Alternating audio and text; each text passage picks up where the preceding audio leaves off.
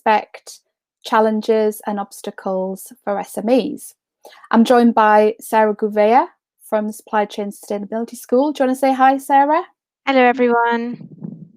So yeah, thank you for joining us today on a really hot day where I am in the Midlands, and I would imagine it is where you are as well. So welcome, everybody. Just to give you a little bit of background about myself. So me on the left, as I am now, and me on the right 30 years ago. So I started with an HND in quantity surveying, and I went on to become a quantity surveyor and a project manager. And we were so rare in the Northeast, where I'm from originally, that we even made the local newspaper. So that was how rare it was at that time to have a woman in construction. So yeah, I went on to become a quantity surveyor, a project manager, and during the last recession, I saw a lot of negativity. I saw a lot of people being treated unfairly. They weren't appreciated for their efforts, and you were being told you were lucky to have a job. There was all sorts of things that were going on at that time, and that actually led me to having coaching myself. And I loved the experience and the personal development and what I was learning about myself. So I made the decision to actually train to be a coach, which is what I do now. And I'm really passionate about bringing change to the industry. So as well as doing the work that I do for the Supply Chain Sustainability School, I work a lot with SMEs and micro businesses, which is why I've written, the webinar today with that focus in mind. And I'm a non-executive director of the Construction Industry Council, and I chair their diversity and inclusion panel as well. So that just gives you a little bit of background. But yeah, just to say that I really relate to the challenges that SMEs and micro business face, basically. And just to let you know, this is the third in a series of webinars that I've written. So the first one was about the business case for fairness, inclusion and respect for SMEs. So if you want to have a revisit of that, there's quite a lot of statistics in there. And, I talk about how it improves productivity and profitability, etc. So there's some good information in that one. And also the last one I did was tools and strategies to embed fairness, inclusion, respect into your business as well. So I sort of gave some action points that you could do to start your journey, and some of the things that you can do depending on where you are with that journey as well. So yeah, if you want to revisit those, I've put the links in the PDF so you can have a look at that. And thinking about the objectives of our session today, so this is a 45-minute session. And the objectives are, first of all, to understand the key obstacles and challenges that you might have about embedding fairness, inclusion and respect into your company. And also have some awareness as to how these can be overcome. But also what I wanted to say was, as we're going along, if you want to put some obstacles in the chat, if you want to share your experiences, it would be really interesting for me to see particularly what obstacles and challenges that you're facing in your businesses right now. Because what I'll do is when I get to the end of that section, I'll have a look and see what's been put in there. So yeah, let's get started with that. So first of all, let's revisit and let's have a think about what fairness, inclusion and respect actually means. So it's about making workplaces even better for everybody. And fairness is about the impartial and just treatment or behaviour. So it's without favouritism and it's without discrimination. And also it's about being fully compliant with the 2010 Equalities Act.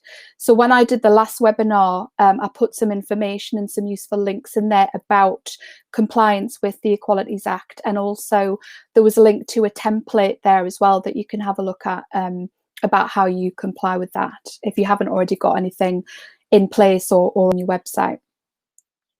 Inclusion is about valuing and appreciating everybody's uniqueness. So we're all different. We've all got different talents. We're from different backgrounds. We've got different experiences, and that's the true diversity. That's diversity of opinion, diversity of thought, and really supporting people to do the very best job that they can. If they feel included, if they feel like they've got a seat at the table, if their opinions are included and valued, it makes such a difference to their well-being, their productivity.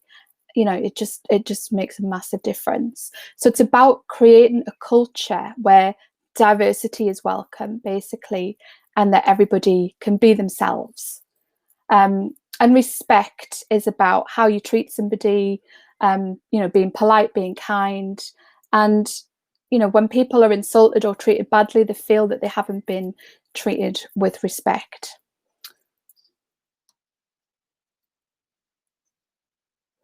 So I next want to talk about the importance of SMEs, so small, medium enterprises, and micro businesses. And micro businesses are 10 people or less, and small, medium enterprises are up to 250 people, which I'm sure you all know, but I just thought I'd clarify that. And I just want to really say how important you are. Do you realise how important you are to the construction industry? And here are some statistics that really prove that. So you've got 341,625 SMEs, and that was as of February 2019. And over 70% are registered as micro businesses with 10 people or less. But also, when a lot of people think about the construction industry, they think about big organizations, with employing thousands of people. But SMEs, the figure is they equate to 96% of the industry. So if you think about the fact that you're representing that many businesses, that you're representing the industry fundamentally. And if everybody in their SME business starts to look at fairness, inclusion, and respect, and bring some of these principles and ways of being into their businesses, think collectively what difference that is going to make to our industry and the culture and the challenges that we have about attracting people in and retaining people and all sorts of things like that. Think about the impact that we can collectively have as an industry by engaging with this agenda and doing things to improve the culture. So first of all, I'm going to talk to you about obstacles in embedding fairness, inclusion, and respect into your business. And the first question that I've got is this something that you need to do because, you want to get on some tender lists, or you want to, get on some procurement frameworks and things like that? Are you being put under pressure by your contractors that you're working for to actually, to do something around this? So is it about winning work and ticking boxes, or do you actually want to do it? Because need and want are obviously two different things. If you need to do something because you want to win more work, obviously it's a positive thing to start looking at this anyway. But if you really want to do something, then that is just such a much bigger driver and motivator, because it can be a challenge, to embed fairness, inclusion, respect, if it's not already there, into your business. If you feel like you need to change the culture, that can be a challenge. So, if you really want to do it, it makes such a big difference if that motivation is there and that passion. And it's, it's about the communities and the people that we serve. So, we build buildings for people. We're part of the built environment. People build buildings for people. It is all about people. So it's about, thinking about the importance of that, how important people are, basically, and the difference it can make to their lives. And also, a second obstacle is about empathy, not apathy. So if you feel apathy, it's, behavior that shows no interest or energy and shows that someone is not willing to take action, especially over something important. So, you might be trying to embed this into your business, but there might be a lot of apathy, like, oh, well, I don't see what the problem is. It doesn't really apply to me. I treat everybody the same. And, you might be sort of getting comments like that. But empathy is when you start to share someone else's feelings or experiences by imagining what it'd be like to be in that person's situation. And I think that's something that's so important, to really understand what people are experiencing, because and that's about sharing stories and asking questions and listening. So I just think, empathy, not apathy. Apathy could be a big blocker for, embedding FIR into your business. And thinking about what it's like to walk in someone else's shoes. So I took this photograph a couple of years ago. First of all, I thought the shoes were awesome, but that wasn't the main reason why I took the photograph, because it just got me thinking about what is it like to walk in somebody else's shoes. So I don't know how the person wearing these shoes identifies. I don't know the pronouns that they use. But what I do know was that they were marching for the opportunity to be themselves. That was what that was all about. And, I think if we can start to understand how other people feel, then that can help us have that motivation to really want to make that difference as well. And there's a lot in, everywhere in the news, on social media at the moment. We cannot ignore the Black Lives Matters movement. And I've recently started following Rachel Cargill. So she's an activist in the US, and she has an equation. So I haven't put the link in here, but she's got a TED Talk that's on YouTube. And she's got an equation for being a true ally. So a true ally is about knowledge plus empathy plus action. And that it really made a lot of sense to me. So if we can learn, if we can get that knowledge, if we've got the empathy about how other people feel, and if we're taking action, then, that's what is going to make a big difference. So I'm now going to play a small clip. So this is a sound bite from somebody that I recently interviewed, and I'm going to put myself on mute. I have experienced racial discrimination, coupled with the fact that I'm Asian as well, and also the fact that I was young. So it's age, gender, and race, almost like a triple threat, which was sort of. So my first architectural job after I finished my bachelor's degree, you do a year out between your bachelor's and your master's, and the company I worked for was 40 people. There were only 2 females, everyone else was white male, and I was the only ethnic minority. And the senior director, I mean, what Poonam's just described was more, it's quite inappropriate, but this was more malicious in the sense that the director was saying things like, so another person was eating breakfast at their desk, and I was just having, a cereal bar or something harmless like that, and then he was saying, I think breakfast should be banned here, and then he deliberately was almost saying that to me, and I said, well, look at this person over here, they're having breakfast in a cereal bowl. And he said, well, that's because they're an esteemed citizen of this country. I was born and brought up in this country. Oh my so God. that still stings with me to this day.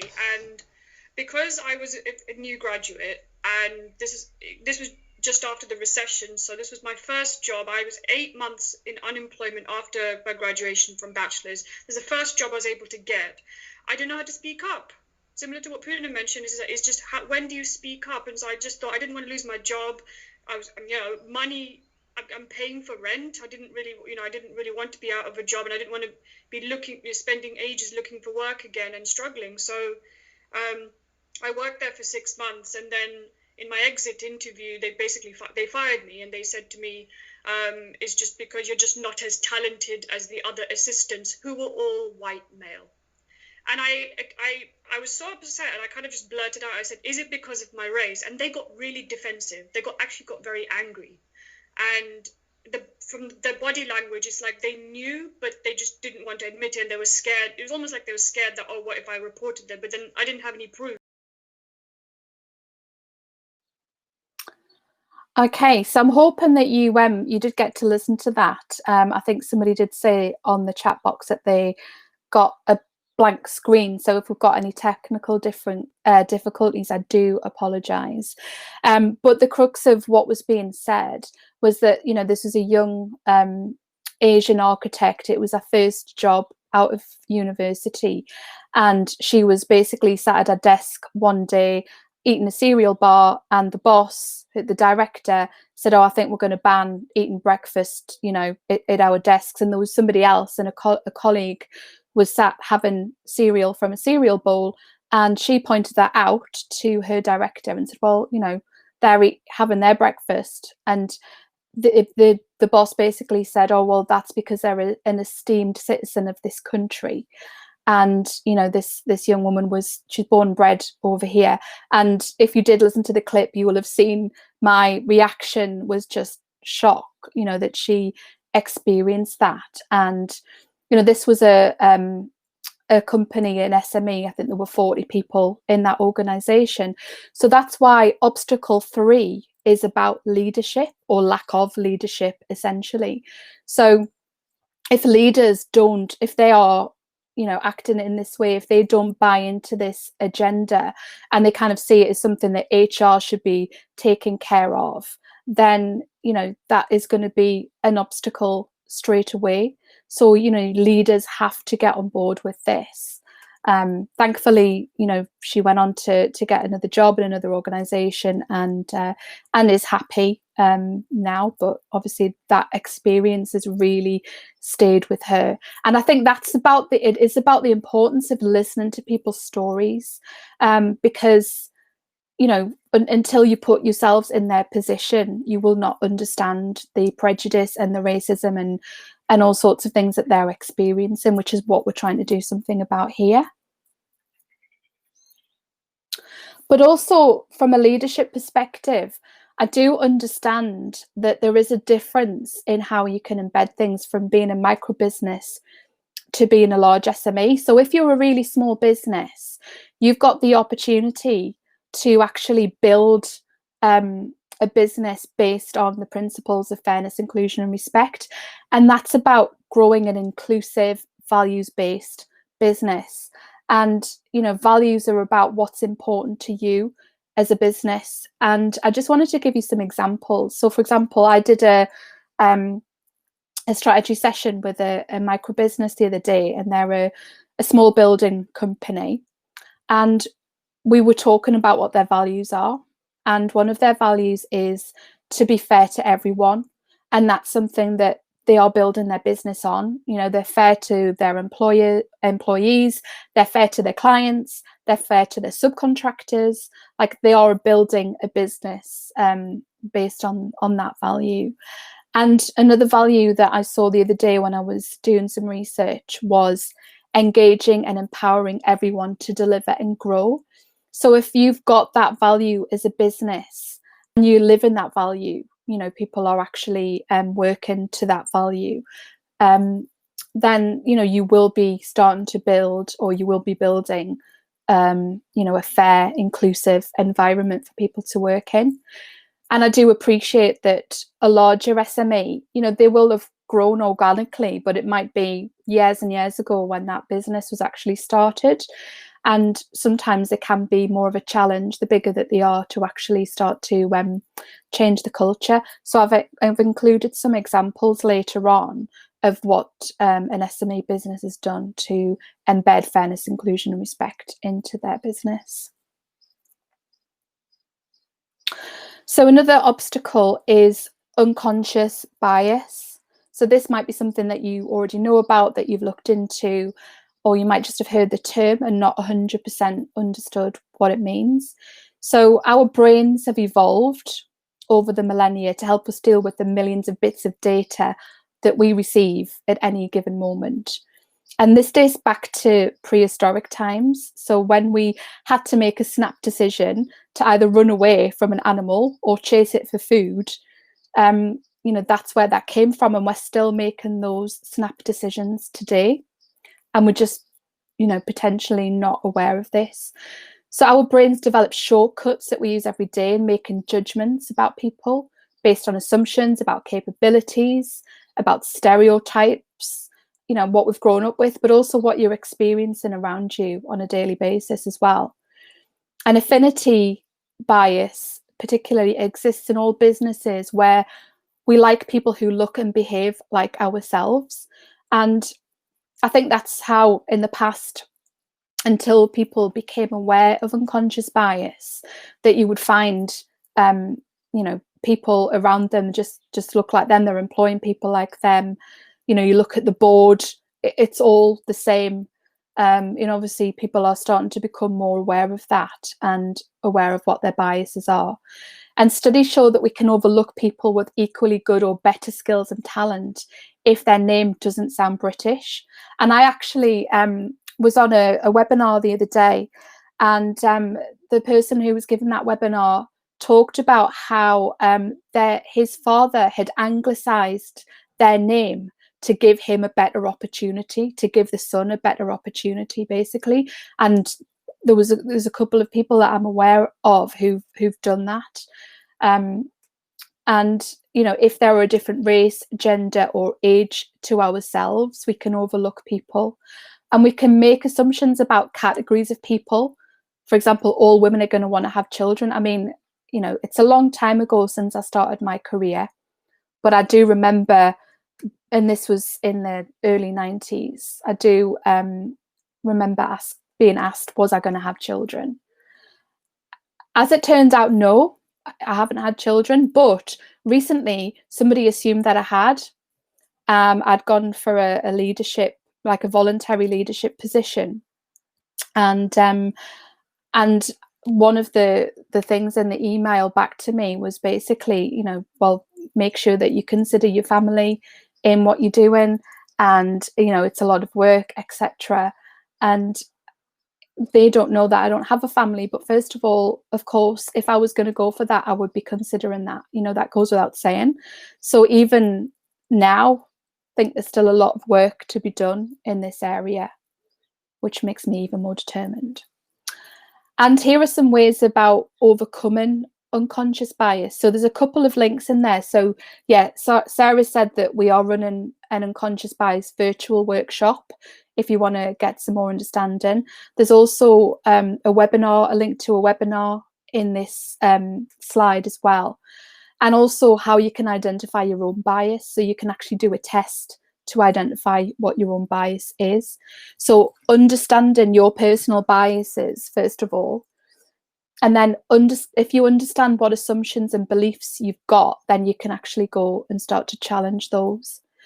And make sure that the recruitment processes are blind, so you can only see the skills and experience. So if you think about your journey, about embedding FIR into your business, well, first of all, it starts with leadership. As we've said, it starts with values, but it also think about how you're recruiting people.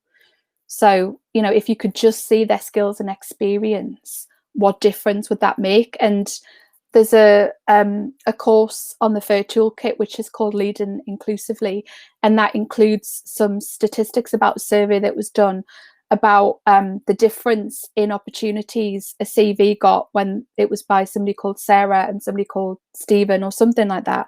But that was one of the examples given, is to, you know, if their names are on the CV, they were getting less opportunities, basically, and it was the same CV. So it does happen. And, you know, lead from the front. You know, bring someone new who's different into your team, and be conscious about how you lead your team. So if you know your own biases, then you can start to do something about it. And also think about how you're welcoming people into your business. So you go through the recruitment, you're going to sort of bring somebody into your business, but then how are you welcoming them into your business? Have you got an induction? You know, are they having a good induction, being introduced to people? Have they got a buddy or a mentor, somebody they can you know, talk to if they've got any trouble, any problems, any challenges? You know, having somebody allocated to them can make a massive difference. And also clarifying expectations. So are you setting them up for success and being really clear about what you want from them? So I'm actually putting together are just in the final stages of putting together a course for supply chain school, which is about inspiring and coaching new employees. So that's something that we're going to be delivering in the future, and that will include things like the importance of an induction and clarifying expectations. So have a think about that in your business. But also, what culture are people coming into in your organization? So this is obstacle number 5. So culture is about the social order of an organization. It's about its attitudes and its behaviors. And cultural norms define what is encouraged, what is discouraged, what you accept, what you reject. But it's also a group phenomenon. So it can't exist solely with one single person. So, it can start with one single person, as in the sense that, if you've got certain values as a business owner and you're starting a company, then it will grow in a positive way. But it's all about shared behaviors, values, assumptions, common experiences and expectations. And really, it's about the unwritten rules. So I don't know if you've heard of this concept before about the unwritten rules, but I'm going to give you some examples. So an example of an unwritten rule is, we have an open door policy. That's what you might say, but don't disturb the director. We believe in work-life balance, but make sure you answer an email from your line manager late at night and never leave work on time. Now, I know that some of these unwritten rules have changed as a result of coronavirus and how we're working right now, but it will be interesting to reflect back on the unwritten rules that you were there before lockdown happened, and ask yourself, what norms your employees are holding in their heads, but more importantly, ask them the question. So, ask them what their thoughts are. And that moves on to, do you know how people feel in your company? So if you're wanting to retain people, think about the journey that they're on. So they join the company, they're welcomed, there's a culture that exists in the company, and how is that making people feel? And if you don't measure where you started from, then it's more of a challenge to actually measure the improvement. And the link that's on this particular slide is a webinar recording where you can learn more about monitoring and reporting and how you could do that in your business. And that starts with gauging with your people, how do they actually feel? And these are some of the questions that you could ask. So, I feel like I belong at my company. I can voice a contrary opinion without fear of negative consequences. Perspectives of mine are included in decision making. So if people feel included and listened to, then that obviously impacts on how they feel. My company believes that people can greatly improve their talents and abilities, so they're investing in their people as well. And administrative tasks that don't have a specific owner are fairly divided. So there's an idea of some questions that you could ask to gauge how people are feeling within your company right now. But I also want to say to you that words can change your brain, and positive words can help promote the brain's cognitive function. They help propel the motivational centers of the brain into action, and they help to build resilience. But if the language is being used in your company is hostile, it can disrupt the genes that play a key part in the neurochemicals that protect us from stress. And a single word can increase the fear center of the brain and send alarm messages. I mean, I've experienced that myself personally. When I worked as a project manager, I worked for a specific director. And if I got an email in my inbox, I would feel fear. I just had this chemical reaction in my body because I just knew it was not going to be good. It wasn't going to be positive, and it was an awful experience. And when you feel like that, the brain can shut down the logic and reasoning centers in the brain, and also stress shuts down the creative part of the brain as well when you need to think outside the box. So please be mindful of how people are speaking to each other. The whole banter versus bullying. is it banter? Well, it is if that's okay with that person, but if it isn't, then that could be bullying, could be really impacting on them. So really have a think about that. So I just wondered if we had any questions or any queries or anything to add about any particular challenges that people are facing in their company. I know that Sarah's put a couple of links in there, which is really good. So I'm happy to take questions at the end. So I'm happy to continue now. So this part of the webinar is about how do you start to embed fairness, inclusion, and respect into your company. And the first thing is think about the communities that you're working in. And I've included the links to a case study by Ardmore. So Ardmore are a large company, but I really like the case study because it shows how they're working in the community to attract and retain a more diverse workforce. And also I was talking to one of my clients about this the other day. So they're looking at how they can engage, with fairness, inclusion, respect and social value and things like that.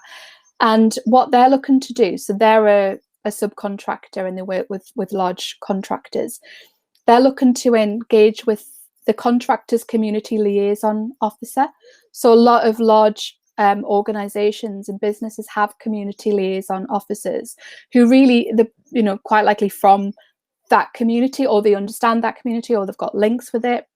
And they know the people to talk to, they know the people to engage with, and they can help you as a subcontractor to actually engage with the community and see how you can get involved. And that's something that my clients looking to do. So that's definitely a way to start to really engage with the communities that you're working in. And this is some of the results that this particular company have had, Ardmore. So what they're saying is diversity is achieved through local recruitment, through outreach to colleges. So they're going into colleges and speaking at like fairs and things like that to get people to come and do work experience. They've got an accessible recruitment process. They've got 4-week work placements before they make job offers. They've got a culture of mentoring. They've got apprenticeships and also graduate recruitment as well. And these are some of the results that they've been having. So 15% of their workforce is aged under 25, and I think the national average is about 11%. 31% are female, and the national average is about 14%. And 16.8% are Black, Asian, minority ethnic, and the national average in our industry is 5%. So what they're doing is making an impact, and they're proving that they're significantly more diverse than industry averages, which is great to see. So there's a video that you can watch and learn more about what they're actually doing. But also understand the links between mental health and fairness, inclusion and respect. Like if you can be yourself in the workplace, it makes such a difference. I mean, I know somebody who, she came out as being gay to her manager. It wasn't handled very well, and straight away she retreated back. And she doesn't share about her personal life. People don't know that she has a fiance, that she's going to be getting married next year. There's parts of her life that she feels that she cannot share with people. And that if you feel like you can't be yourself, it definitely impacts on your mental health. And this could be a good way of really helping your employees to understand the importance of because the industry is definitely getting on board with mental health. You've got mental health first aid. A lot of people are being trained in that. You've got various mental health campaigns. But there is a link between being able to be yourself and your mental health. And this campaign that I've linked to is the My Whole Self campaign that Mental Health First Aid England are doing right now. And this is a quote from their page, and it basically says, in 2020, we shouldn't have to leave parts of our identity behind, be that our cultural or ethnic background, sexuality or health when we work. So there's some really good resources there that you can have a look at to start to see the links between mental health and being able to be yourself. And also train your people. So this is obviously you're here today on this webinar, which is awesome. And hopefully you will be able to be aware of the resources and the tools that we have if you're not already aware at the Supply Chain School. This case study really stuck with me because all 450 people from the MD down in their business, they've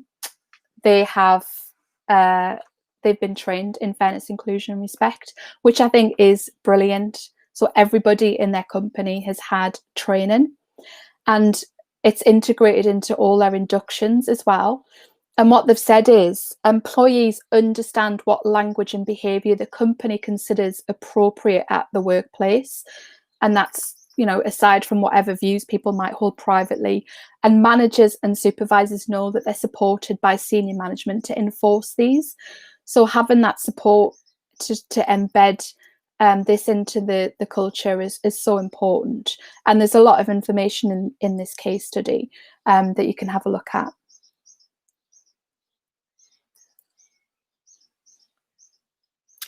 And the final case study that I wanted to share with you was by Bridges. So they're a large SME, and that case study is on the Fairness, Inclusion, Respect Toolkit as well. And some of the things that they're doing, so inductions and new hires are allocated a buddy. So we talked about that earlier, about how that can make a positive difference to people feeling welcome and getting some help when they first join an organisation. So staff engagement, they've been doing a lot of staff engagement, and that includes the culture of feedback. So they're encouraging feedback from their people, and also staff engagement surveys, which I touched on previously. And one of the things that came out of the staff engagement survey was that people wanted quarterly forums to hear about staff views. So they wanted to be able to share how they're feeling, and that obviously helps that continuous improvement as well. And they're having values sessions. So that's talking about how people are embedding values into the business and how everybody is sort of doing their part. And you can do that whatever size business you are. I mean, I've worked recently with a really small business who are very clear on what their values are, and they've had sessions like that with their subcontractors, with their employees, to start to really embed the values, and it's actually making a big difference to their business. They've also put wellbeing action plan in place, and they're having social events. And I know that it's hard to have social events in the position that we're in right now, but what I will say is that keeping your employees, if you've got people on furlough, so I know somebody who's working for an SME and he's on furlough at the moment, and I was talking to him on the phone the other day, and he was saying how he's had hardly any contact at all from his employers. And I know a few people like that. So if you've got people on furlough, like, really make sure that you're reaching out to them and make sure that they still feel engaged and part of the business as well. And the benefits that they've had with this is increase in employee engagement and satisfaction. So they've seen the improvement when they've been doing the staff engagement surveys, increase in retention rates of apprentices. They've had sustainable growth, but they've also broadened their client base as well. And there's a lot more benefits that's actually on the case study as well. And there's a lot of information there that might give you some ideas as to what to do in your business. So we said at the beginning of the session that by the end of the session, you would understand key obstacles and challenges in embedding fairness, inclusion and respect into your company, but also have an awareness of how these can be overcome, and hopefully the tools and the resources that I've shared with you will help you in that respect. So I just wondered if anybody has any questions that they would like to raise. I don't know if we've got anything, Sarah.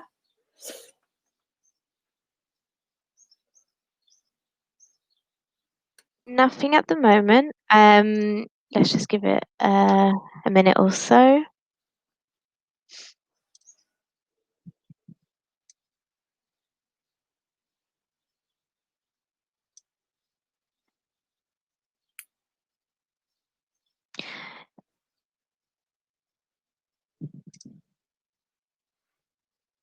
I've just had a question from Samantha. How do we get the slides? Are they available? Yes, they will be available, and I will circulate them after this session.